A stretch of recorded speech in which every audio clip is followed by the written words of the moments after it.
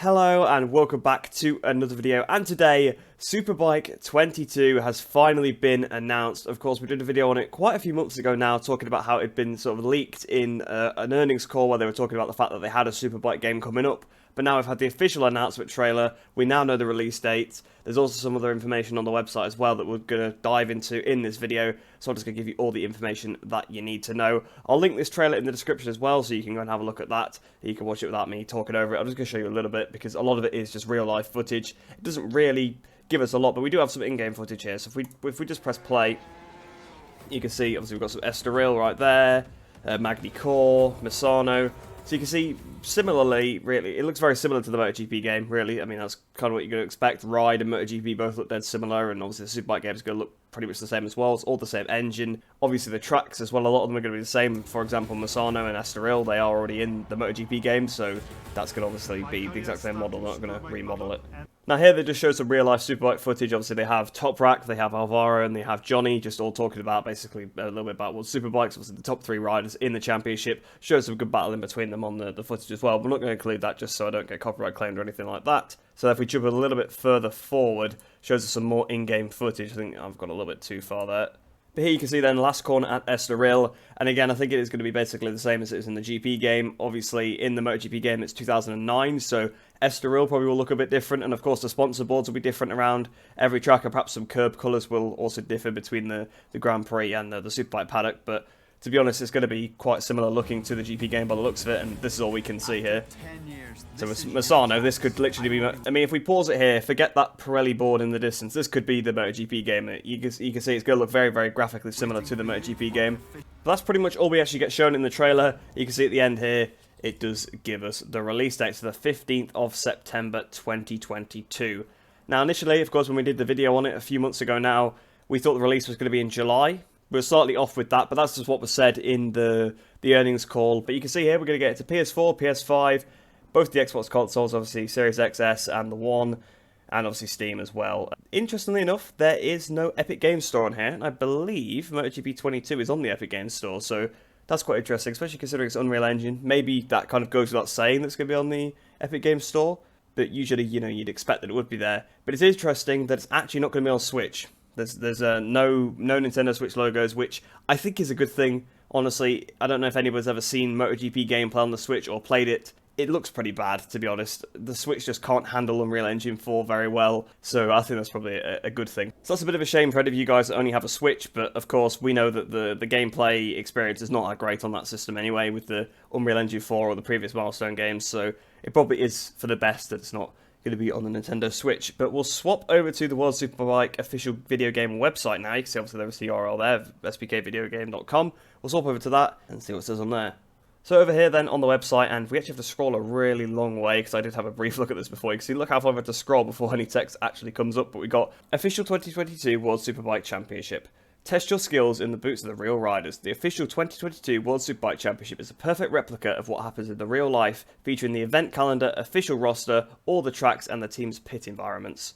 So pretty much what you'd expect. Obviously you have all the riders, you've got all of the garages as well. I imagine again it'll look very similar to the MotoGP game in that front, because why redo the work when you've already got it? So that's the thing about this game. I think it is good. I have a feeling it's going to be quite similar to the MotoGP game. Obviously it looks very graphically similar. Hopefully the physics are a little bit different. Of course they are going to look graphically the same because they're in the same engine, and it would be weird if they didn't look pretty similar, so that's obviously no problem there. And the MotoGP game looks fantastic anyway, so always good to see another game looking that good. But hopefully the physics are a little bit different, but maybe we'll find out a little bit more of that when we scroll a bit further down. So live the most real Superbike experiences, take full control of the race. So then we've got Immersive Career Mode. Create your team, hiring different professionals from personal manager to chief engineer and data analyst. Take full control of your bike settings from gears to suspensions or brake setup. So that career mode then sounds pretty much exactly the same as the MotoGP career mode. Obviously those are the people you hire in that as well. Obviously the bottom bit's about a setup rather than actually the career mode, so I don't really know why take control of your bike settings from gears to suspension or brake setup is included in immersive career mode, because that's just setup, and obviously that's expected. That's, you don't even really have to put that, but either way. The next point is about the development tree, which again that reminds me very much of the MotoGP game. Obviously, that's how the development works, and that's a bit of a tree. So evolve the development tree, gaining the research points passively by the engineers or actively by performing tasks in the race weekend. So again, it's a bit of a shame. Obviously, that's kind of, it's a good way the career mode works, having the development tree and sort of doing the practice programs. I mean, it's a good way of doing it, but it sounds like it's exactly the same as the MotoGP game, and that's getting pretty stale now, really, that same formula. Obviously, there's not a massive amount you can do to change it up, but you know, you could shake it up. Hopefully they have some new practice programs in the game, but I have a feeling that they're not going to. I feel like they're all going to be very similar to the MotoGP ones, I imagine. And it sounds like you're going to have the different areas where you put the personnel on and things like that. So it does sound like the career mode is going to be very, very similar. So they could have took it a little bit of a different way, since it's not obviously quite exactly the same. MotoGP being prototype bikes, World Superbike sort of being a bit closer to street, although to be honest, it's not really that close to streets. They're based on the street models, but they are upgraded and souped up to some ridiculous levels, so they are quite far from the street counterparts. So they could have maybe took that into account and done it a little bit differently, but it does seem like it's going to be the same. Obviously, I haven't seen any gameplay yet, so I could be wrong, but all the descriptions so far sound exactly the same as sort of the MotoGP career mode, so it sounds like it's going to be very, very similar to that. So the next point we've got then here is the highest level of simulation. Live a truly peculiar SBK experience thanks to the advanced physics created with the help of real riders and an extreme level of simulation in terms of bike and pilot behaviour. So that sounds good. Obviously, it's pretty vague. They do that a lot on these websites. I think I remember saying that when MotoGP22 was announced, that they say stuff that's just super, super vague. It doesn't really tell you a lot about the game. It's nice to see that real riders have helped, but that doesn't necessarily mean it's real superbike riders. That could just be any guy that's ridden on the road, because again, it's pretty vague. So I'm hoping that the physics are good. Hopefully they are a step up from MotoGP 22, which in my opinion aren't too bad anyway. But if they take a step maybe closer to GP20, or I know a lot of people really liked Ride 4 when that first came out. I never really gelled with that game, but I didn't really play it enough to give it a shot. So maybe if they could go a bit more towards that era of game, that would be really, really nice, because those games were very satisfying. Just slow the bikes down a little bit so the times are a bit more realistic, because in GP20 they were ridiculous, but the physics could feel pretty similar. That would be really, really nice. So the next section then, we've got Unleash Your Creativity, several editors. So that again is kind of sounding like the GP game, so we have all the editors in that. We had those in Ride as well. I mean, again, obviously I'm comparing it a lot to the GP game, because they are going to be similar games. I'm not sitting there and saying they shouldn't be the same, because they are going to be similar. They are effectively at their core in terms of the game. They are very, very similar games. So it'd be a waste to not have the features, but it just doesn't seem like they've done anything different, which is a little bit of a shame. It would be really, really nice to see something specific to Superbike, maybe, just, you know, because it's a newer game, it could take a step from the GP game, but so far it doesn't seem that way. So we've got sticker editor and number and book patch, create complex shapes and customize your bike, your racing number and the book patch to bring your own style to the track. Helmet editor, with the powerful editor you can also customize your helmet, choose the model, add colors, shapes, stickers and complete your rider's style. Then of course we've got Fictional Team. You can create a fictional team from scratch, editing features like bike livery, livery colors, suit style and suit color. So again, that sounds quite similar. The Fictional Team, the way they've worded that makes it sound like from scratch. It sounds like it's a bit more like the Ride 4 editor. So where you could actually like place the logos on the bike and all the different shapes and stuff. So I'm hoping that is what they mean by that, and it's not just kind of me reading into it or them not quite wording it completely correctly, because that'd be really, really cool. Obviously, they've already got that feature from Ride. Might be a bit easier with World Superbikes because it is a bit more of a championship where you can have a privateer turn up at a race weekend. So they might be a bit more open to having you with your complete custom bike in the game, rather than actually having to have like very set liveries and you just be able to change the colours of them. So hopefully it is a bit more like the Ride 4, because I think a lot of the people on this team are supposedly from the Ride 4 team, so I suppose they will take some elements from that game. So hopefully the fictional teams will be a bit more like the livery editor on that game. So now onto my favourite part, we've got the Artificial Neural Network Agent. The best AI we've ever had. There's never any problems with them. Honestly, they have been worse ever since they added this in, but there you go, that's just how it is. They've been quicker, they've just been more stupid, so, you know, that's just how these things are sometimes. But live a tailored gameplay experience thanks to the revolutionary AI system based on neural networks and machine learning with smart control of opponents depending on their actual personalities. So they make that sound pretty cool, but the AI all dive bomb you. There's no difference. They'll all like the break off and ram you out the way, so it makes no difference there.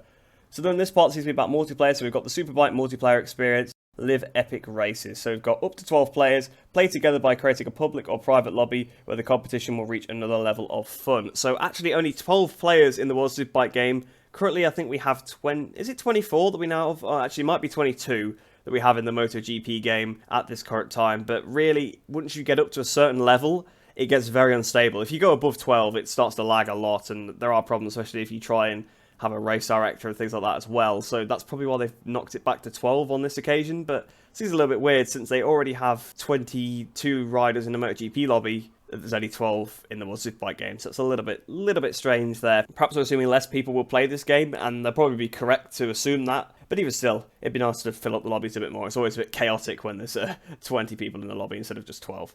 Then we've got the Tissot Super Pole. Like in real life, the typical Superbike session is available in-game, and it can be turned on for a fully online experience. Now, I do say that some of the points they put is pointless, but that is a pointless point.